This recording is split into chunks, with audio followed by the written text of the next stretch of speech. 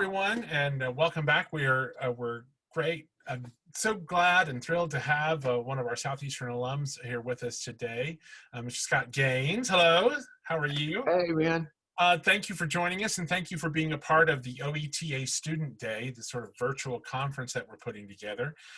We're glad to have you here. I'm going to start right with, can you sort of, this is a terrible question to ask, but I'm going to do it anyway. Can you start by just kind of giving us a sort of rundown on sort of what you've been doing since you graduated from Southeastern, sort of where kind of a rundown of your exploration in the industry? Wow. How much time do we have? Well, and certainly you can hit the highlights if you want. Right, I'll hit the highlights. I got out of, I graduated from Southeastern and I did radio. In fact, I got my first radio job at KSCO KLBC, which is not even in the building that it's in right there by the college. It was actually over on Radio Row where Walmart is. Right. Just to tell you, I'm starting to show my age. Glenn Burke actually owned that radio station. Sue Landtroop and Bob Sullins, who is part of, I'm still the voice of Mix 96.1 there. So when you listen to that station, that's me, that I still do the voice work for them. But yeah, Bob gave me my first job there, and it was really kind of neat. I kind of got in on the ground floor of kind of to learn about radio as I was studying that at Southeastern. And then I went through the program there with Doc Chappell, which any students who should have any questions, ask Dell about Doc Chappell. You can learn a lot of what to do and what not to do from Doc Chappell. But no, I believe I got probably some of the best education that I could get, as good as we could get at Southeastern at that time. And so anyway, we graduated. I went on to Oklahoma City and literally bounced around the country for quite a little while. Made it back to Dallas back in 1997, and I stayed there, or 96. And then I worked in Dallas consistently until about 2005. So always, like I said, always had a job. Radio's all I've ever done, so I'm kind of stuck now. I'm at the age now where I don't know what I'd do if actually this went away. Went to Detroit, to Atlanta, Nashville. And so I'm right now, after I left Atlanta, I came back here because my wife and I have a baby now. And so I wanted to be closer to home. And so it ended up working out to take a job with a smaller company, so I could be a little closer to Dallas. And so anyway, that way she could actually move to be with us. So now all of us are together anyway. So I run, currently, I'm the operations manager, and I oversee the programming for 4 radio stations in Amarillo.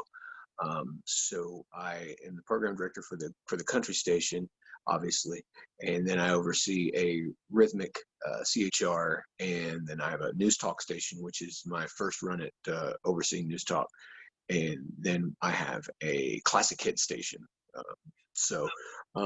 Yeah, I've been with them almost 9 months. Let me interrupt you here for just a second. Give us your Instagram handle right now, and I'll put it down here because your Instagram is really great. People should follow. Scott Gaines Radio. Right at Scott Gaines Radio. And because your Instagram's great, and the people you work with and the things you do, it's fantastic.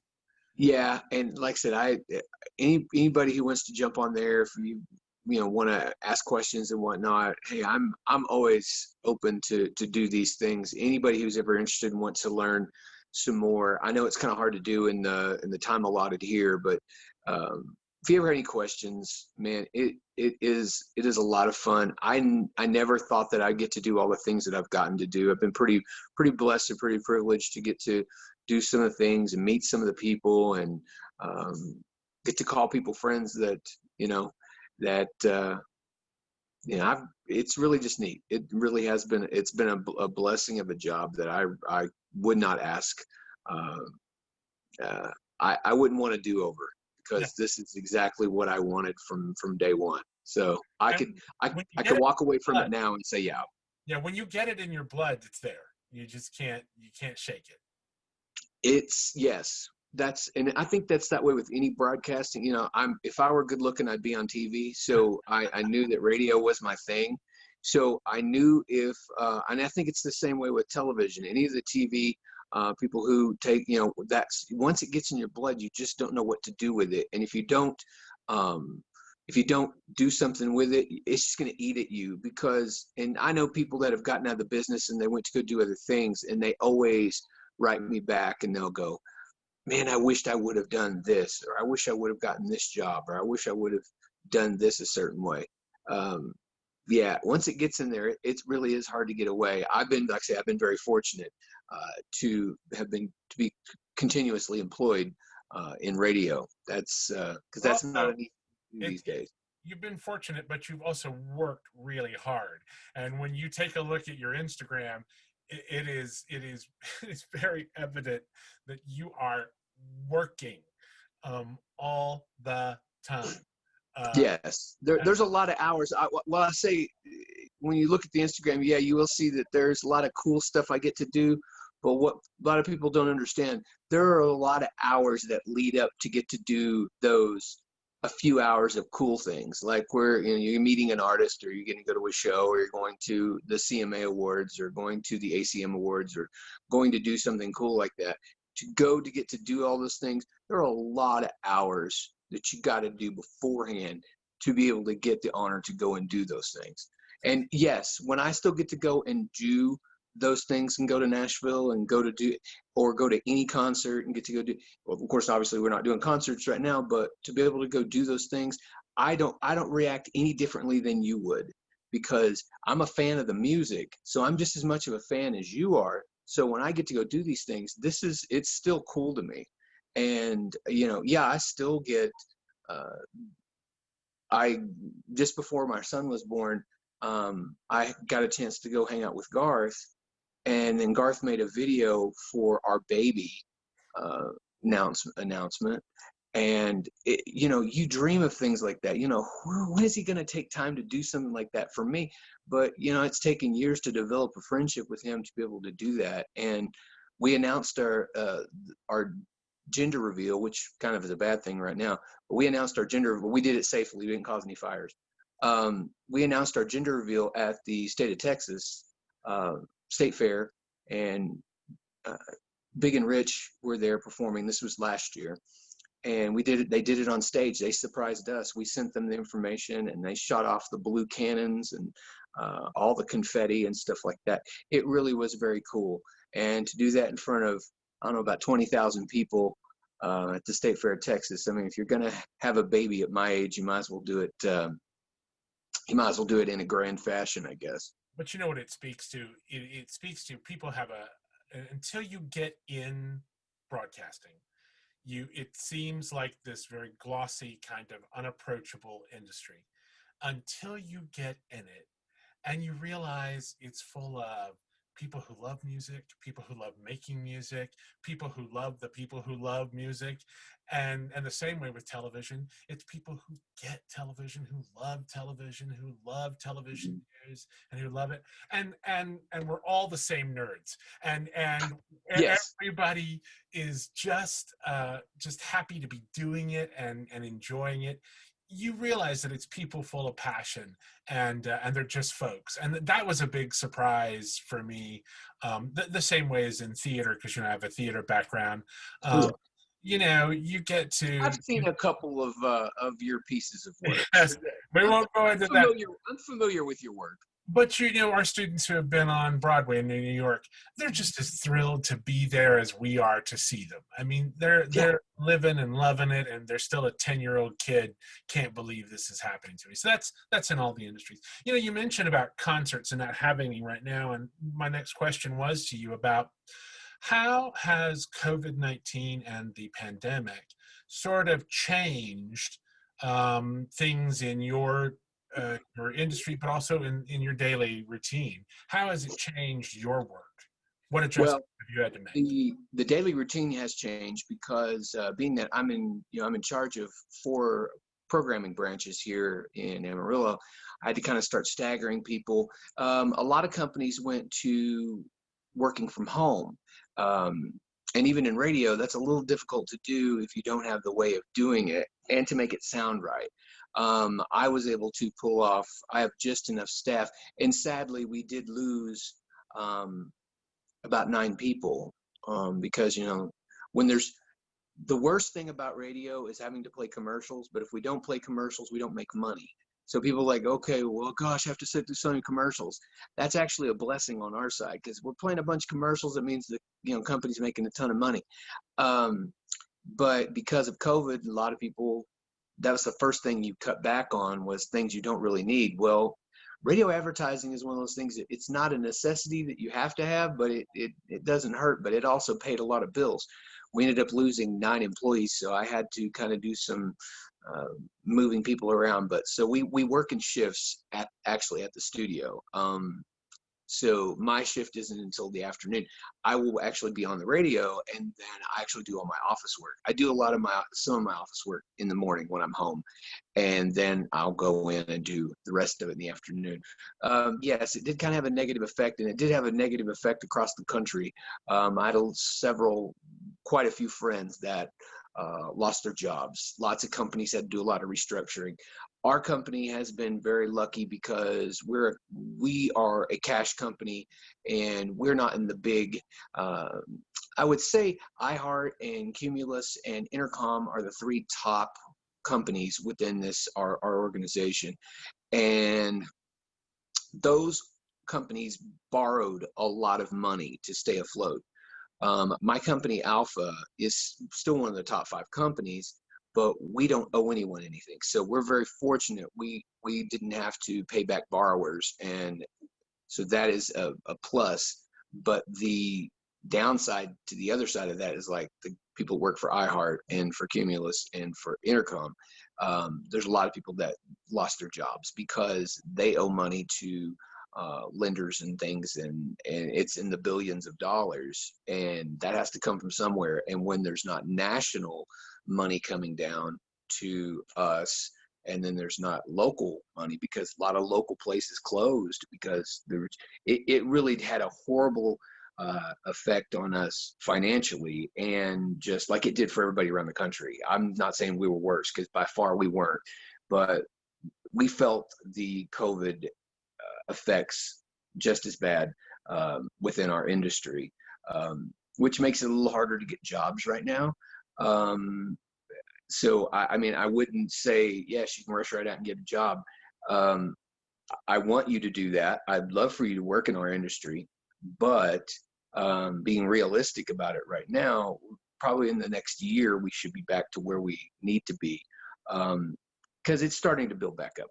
But you have to think we have to make a lot of recovery from the money that was lost, and those jobs will be back soon. Sure. I think that students have an understanding of that because everyone's been through it. We all went through a lockdown. We all, even in our classes, we've changed to this. A year ago, no one had heard of Zoom, let alone had become a daily. Oh, I know it. Now it's a way of life. And so I think students have an understanding that, the job entry market is going to come back, but they're going to have some patience.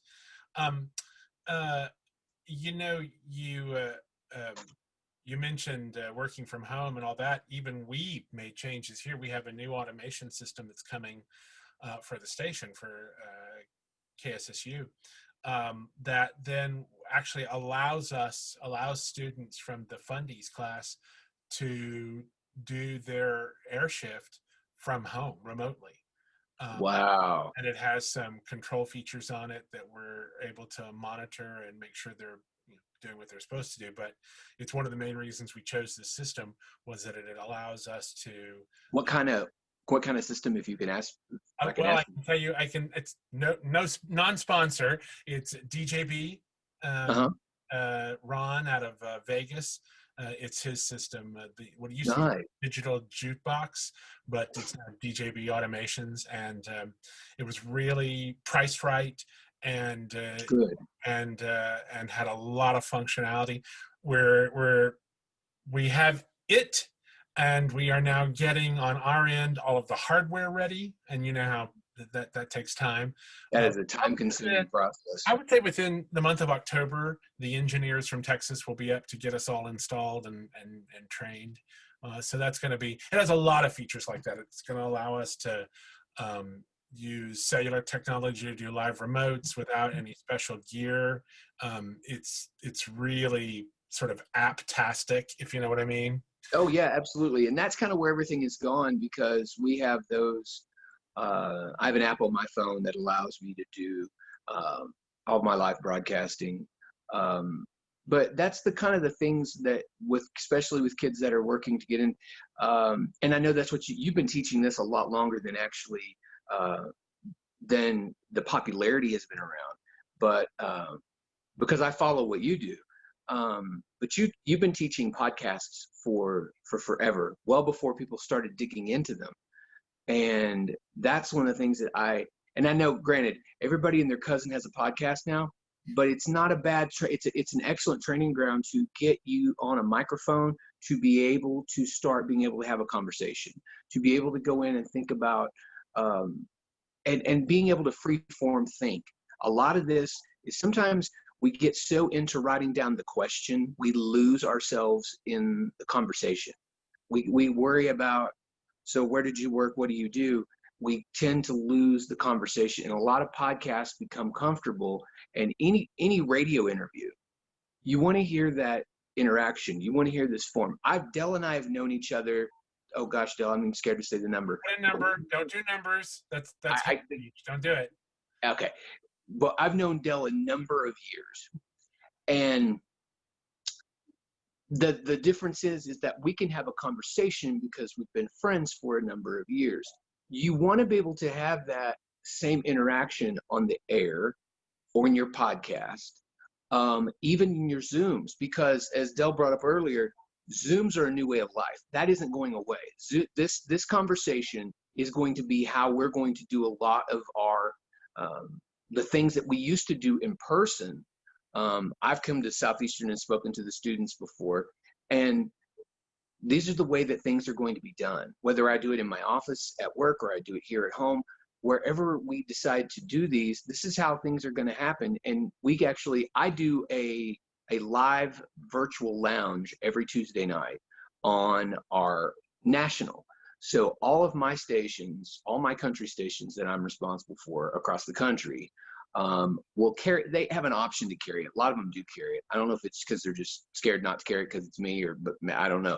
But I do a live lounge with a different country artist, and we send that out. We do it live on our YouTube channel, and then we send that link out to all of our stations, and they can put that on their website. And it's a live interaction that they can interact live through my YouTube channel. Well, our country, it's the Lounge YouTube channel. And then any one of the country stations in our company can put that up, and then they can interact through Facebook. And I think we're working on getting that completed through Instagram Live.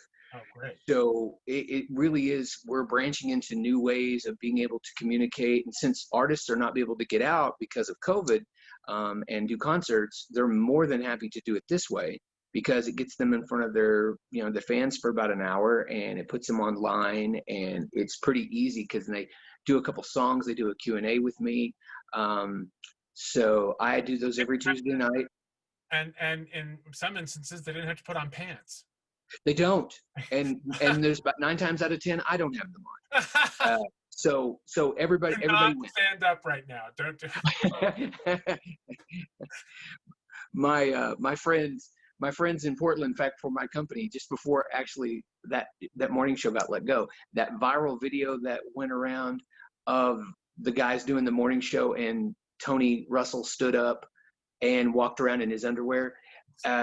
And then he realized the camera was still on. Those 3 friends of mine are like I say, are all got let go. But yeah, those were all 3 friends of mine. That viral video of the radio interview, or the radio meeting that they had, their morning show meeting, and he got up, walked in, left his camera on. And yeah, so yeah, I think Tony Russell all taught us a lesson on making sure your camera's off before you get up and move around. It's a whole new world. And speaking of which, that leads me to my last question for you today, is that So these are students that, could be, let's say the students that are watching this could be a sophomore in college with about maybe 4 or 5 semesters left to go. Whether it's specific courses you might recommend, specific experiences you might recommend. Um, if you were, hiring someone right now, and what would be some skill sets, or either some skill sets you would encourage them to try to get, or some experiences you would encourage these students to look for in these remaining 4 semesters, to make themselves more marketable as they head into the industry? Any advice there? You will appreciate this. My former assistant in Atlanta was a performing art major. She went to Kennestone State College there in Atlanta, and uh, she was well, she sang opera, but she was also involved in theater. Um, and when I was in school, I I knew Dell and a lot of the theater guys. One of my best friends is Dr. Aaron Adair, who's in the part of the department there. But I knew all those people because that was what Aaron did. And then I got involved, and I realized that maybe to be able to make myself a little better on the radio and be able to, I took actually the basic acting classes. I took a stand-up comedy class with Glenn Vedito, Yes. just a former teacher there at Southeastern. And in fact, as I got into my adult years, I actually did a stand-up comedy class at the Improv. Um, I took one of those when I was in Dallas, just to be able to hone my skills of being able to think quickly. And I don't think I could do it now because I did that class almost 20 years ago. But it's just one of those things that it teaches you to be able to think. Um, and that being able to do that on the fly, which Dell's a master at. And a lot of these guys that still never miss that ability when you're on the radio and be able, that's some of the things that even when radio guys will teach you, to write your breaks out and understand. Yes, you need to write out a show plan. You need to write out kind of what you want to do. Don't write out the breaks. And I'm hoping I'm not overriding what Dell's No, preaching. no, no, no. Um, but don't write your breaks out because that affects your ability to free think. Because anything can happen. Obviously, on live television, something can happen, and in radio, anything can happen. You need to know how to be able to think for yourself because if it's patterned and written out for you, if something does go wrong, you have no idea how to fix it. So being able to take some of these courses that allow you public speaking, Faye Mangrum, I took 2 of her classes just to be able to get up and a lot of this extemporaneous speaking where they could throw you a subject and you have to learn to start talking about it. That really was very helpful. Could I do it now? Probably not. I'm old, but there are things that I made sure that I could learn how to do that I felt comfortable, and I think that actually helped me to be able to get up and in front of you know 30,000 people at concerts. The nice part about when you're in front of a big crowd or a big stadium full of people, you can't see. You can only see the first probably 9 rows. Everybody else is just dark, so you don't have to think about that. But yeah, that helped me to be able to work off the crowd. As like Dell's one, I used to use Dell because Dell's a master of being able to talk to the crowd and make jokes. And there are people that have that natural gift and ability, but any way that you can dig in and find that little extra. Now, I'm not saying you need to change your majors and become theater majors, but diving in and grabbing a basic acting class, just even I know they probably don't offer stand-up comedy anymore. We got lucky with Glenn, but if you could find a way to be able to do that, even join a public speaking, and there's a lot of places that you can do that outside, but a lot of places that will teach you. Toastmasters is one of them. I had encouraged a lot of the students that I had as interns throughout my career to go through Toastmasters or go to make sure that they felt good speaking in front of a crowd. Because if you can speak in front of a crowd, you can speak in front of a microphone by yourself. But the key is you need to bring those people in. The way you set this, and I'll wrap it up, Dale. I know you got to go. The way you want to conduct your when you talk on the radio, You're talking to a friend. A lot of people get the misconception is when you're sitting in front of the radio and you're talking to thousands and thousands of people, when in reality you are, but you want to be able to have the one-on-one relationship. You're developing the one-on-one relationship. You think about the one person sitting out there right now. You think about, who am I talking to? Your radio station probably already has that person that they're targeting. You think about that target lady, 35, may have a kid. It's like you're sitting across the table and having a conversation with just her. And when it becomes a just her conversation, it becomes friendly. When you start talking to them and you start making it a big group of people, no one feels like they're being brought in. Talk to people like you're having a conversation. You're sitting down with your friends at a restaurant, you have a conversation. Think about that one-on-one conversation that you have with your friends.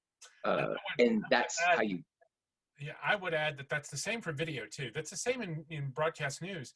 It's that trusted source of looking into the camera and Absolutely. and letting them know you're here to give them the most accurate information you can in a timely Mhm. manner.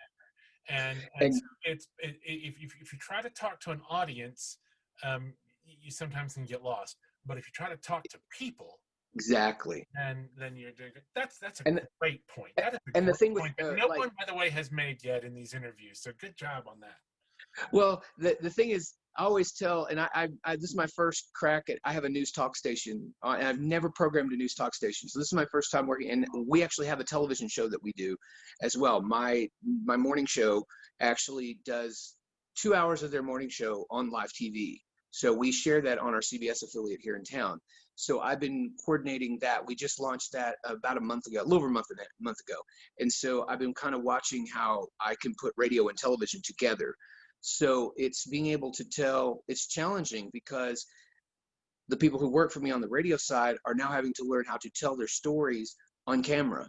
So they're used to being able to paint their picture on the radio, but now they got to think about, okay, we've got people watching. So now you have to paint this picture to a visual audience, which usually have to paint the picture by words, but now you have to paint the pictures by visual. And still remember, you're talking to a radio audience, so they're doing both at the same time, which is quite challenging. That's something I think that people would be, that you talk about baptism by fire. You're learning to do two things at once. It's like patting the top of your head and rubbing your stomach at the same time. It's not easy, but they're learning, and it's a learning curve for me as well. I have never done that before, so it's teaching people not to be read to. That's another thing as far as news. Don't read them the news. They can go to their phones, and I'm sure Dell tells you this. You can go to your phone and get everything sent to you that no one wants to be read to. They want to be felt included. They want to be spoken to. They're brought into an inner circle. It's almost like sitting in the up in the treehouse with in the clubhouse. You want to talk to somebody like they're being privileged and to be brought in, and they're a friend. And every time you open the mic, that's a friend you're talking to, because they're taking time out of their day to come and listen to you. That's the difference. They don't have to. They have choices. And see, back when Dell and I were on the radio, when we started out here, radio was the only thing we had. So that's the only choice they had. Now they've got hundreds of different choices. So you have to give them something to bring them there and help them stay, because they could go anywhere. Go to Pandora. They can go to Spotify. They can create their own playlist. They don't need radio. We have to help radio stay here. No, radio won't go away, but we have a lot of distractions that we didn't have when Dell and I started. Sure. I love that you brought up about continuing education and looking even outside of the university for some resources. I myself, in this time of pandemic, I took, like, between March and say June, I think I took 3 little online workshops myself. One, how to get better at the DSLR. Another, there was a voiceover workshop, just because I wanted to take it. There's a lot of organizations out there that have sort of decided that there's a market for folks to take online continuing education at really affordable prices. I mean, absolutely. And you got to think about this. It's an investment into your career. Don't look at it like I'm throwing money away. Look at it as this is an investment in your time. You're making yourself a better person, and you cannot take one of these continuing education classes and not think that you've not made yourself better because you're learning. And there could be things, yeah, there could, most of the stuff you might already know, but it never hurts to get a refresher. It never hurts to get someone else's perspective on how they see things. And just being able to know how to carry on a conversation. There was one, Del, you think this is funny? I actually took a basic conversation course where it was a continuing education class, and I did it online, did it a couple years ago. But it is a basic conversations course. But all it was teaching someone how to have a basic conversation with another person. And you sat across from people. It was almost like speed dating, but you sat across, and it was just like you were given a topic, and then you had to discuss that topic with the person across the table. And it was like the speed dating thing, about 3 minutes, and you had to have a conversation. And then when it was your turn to talk, then the other person had to ask you questions. So then you changed roles. You would go to a different person and change roles. So eventually you would get to ask the questions be asked to the question. But you And couldn't I ask enjoyed the that. question I if enjoyed that more than anything. if you weren't listening to what they were saying. It's teaching you how to listen, because and Del can attest, as a ADHD child, being able to concentrate, I've had to learn extra to pay attention as an adult, and having that sadly in my arsenal that I've had to learn to to deal with. You have to learn how to listen, and listening was one of the things. Like, I could literally wander off, look, a squirrel. It doesn't take much. And so it taught me how to focus in and listen to what somebody's saying, but it also taught me on presentation. And so granted, you're sitting in front of one person, but then it also taught me that conversation. And it teaches just the basic skills of knowing how to speak to somebody and how they want to be spoken to, how you can be respectful. And then we went into some topics we went into race topics and how to properly address. Like, I sat across from a very distinguished African-American gentleman who I had to explain Black history to. Now, you talk about growing up in Durant, Oklahoma, and then trying to explain Black history to a man who grew up in Alabama. Yeah. And you talk about something that I finally had to stop in the middle of it. I go, please teach me what you know. I says, because you just the fact that was put in my lap proves to me I don't know anything. I don't know a quarter of what I thought I knew. And he was such a sweet gentleman. And this teacher had put in, there was a couple that were from Mexico. And I did the same thing, and they were teaching us as they were going through. They were plants, which I found out later, which were very genius, but they were plants to teach the students on what we needed to know about how this culture has survived, what they've come to the United States to make a better life for themselves, how they were Americans. They had gone through all of the processes to become Americans. But it's just those neat little things that you can do to, teach somebody, because you never stop learning. I know that's such an old man thing to say, but it's true. And it also speaks to our responsibility in media to set an example for what civil discourse is all about. Yes, because as Del and I've talked about, this 2020 has definitely been a do-over year, but it's also just been a year of weirdness. And I mean, I'm not going to get into details because it gets decisive, but we have become a nation that we've forgotten how to love each other. And I think that's one of the things, as you grow up and you're going into your college years and you're going into your adult life, I think one of the things that we need to understand is we are being taught to worry about just you. You need to worry about everybody. You need to be concerned about your fellow man. We are not. We've gotten away from that. We've gotten away from teaching the love one another. Don't treat anybody any differently than you wouldn't want to be treated. And it doesn't matter the skin color, the orientation, anything. Don't treat anybody any differently than you would want to be treated. And the bullying the the understanding the anybody's race. If you think you understand somebody's race, you don't. Go talk to them. My nose is itching. Somebody's thinking about me. Okay. Um, but go talk to somebody. That's one of the things that I did. I have a guy that works for me. He's retired news guy. He's 70. His name is Chuck Williams. He is a retired newsman. He is African American, and he worked during the time of where there was a lot of racial discourse. And I just sit down and visit with him.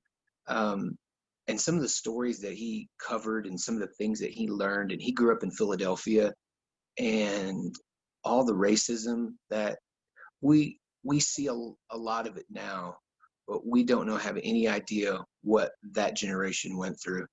I encourage you to sit down. It doesn't even have to be an African American. Sit down and talk to our older generations. My dad will be 86 on Sunday. Um, when I was your age, I thought my dad was probably one of the nerdiest people in the world, and I didn't want to carry on conversations with him because I thought I was cooler than him. I was on the radio. I was doing a lot cooler things. He didn't do this. He didn't do that. And I come to find out now I'm my dad's age. Now, see, I'm my dad's age now than when I was in college. And now, come to find out, my dad was probably one of the most intelligent guys that I ever met. So take the time to talk to the older generation, because by the time you get ready to want to ask them questions and things like that, they're going to be gone.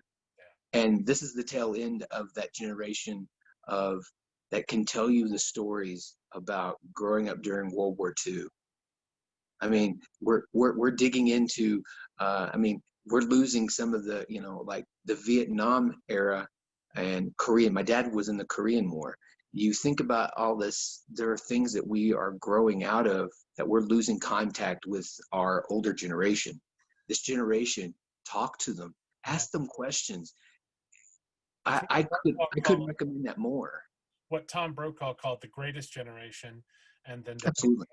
baby boomers right Right. after that. Scott, that's a great way to end this in encouraging. I mean, how better to end a discussion about media than to encourage civil communication with one another? I agree completely. That's great. Thank you so much for your time today. I appreciate you more than you know, visiting with our students and sort of sharing your thoughts and ideas with them. It means a lot. Well, I appreciate that, and I'm any way that I can always help Southeastern guys. You have no idea how great you have it at Southeastern. You're under incredible leadership. You, Dr. McCraw, and Dell, and all those guys were friends of mine through college and still are to this very day. But you are extremely blessed to have good leadership and good instruction. And if in any way that I can be of any assistance to any of you, please feel free to reach out to me. I still have students that I spoke to when Dell asked me to come and speak to the students years ago. I think it was almost 8 years ago. I still have students that stay in contact with me to this day. It's just, I think it's part of the Southeastern thing, but it's still, people just, I encourage that. So find someone you can learn from and do that, because you, as Del can attest, we never stop learning. And when you do stop learning, you need to check yourself before you wreck yourself. Thank you again, and you're welcome. And thanks for being part of the OETA Student Day here. You're welcome. Thank you, guys.